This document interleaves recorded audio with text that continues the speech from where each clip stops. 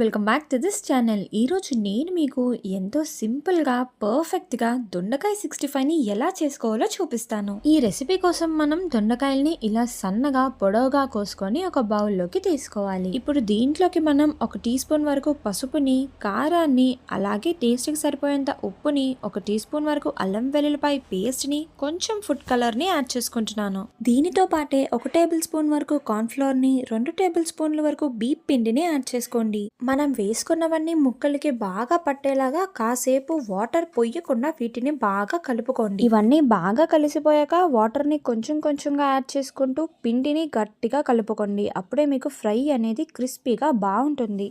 మనం కలుపుకునే పిండి యొక్క కన్సిస్టెన్సీ అనేది ఇలా కొంచెం గట్టిగా ఉండాలి. అప్పుడే మనకి టెక్స్చర్ అనేది కరెక్ట్గా ఉంటుంది. మనం వీటిని బాగా కలిపేసుకున్నాక ఒక ప్యాన్ని తీసుకొని ఆయిల్ అనేది కొంచెం హీట్ అయ్యాక ఇలా మనం మ్యారినేట్ చేసి పెట్టుకున్న దొండకాయల్ని వేసుకోవాలి.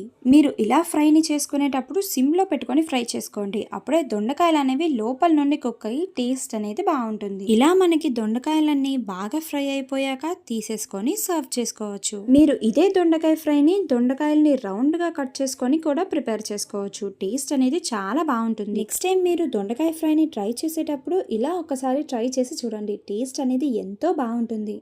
ఇంకెందుకు ఆలస్యం, మీరు కూడా ఈ రెసిపీని ట్రై చేసి నాకు కమెంట్ చేసేయండి. Thank you.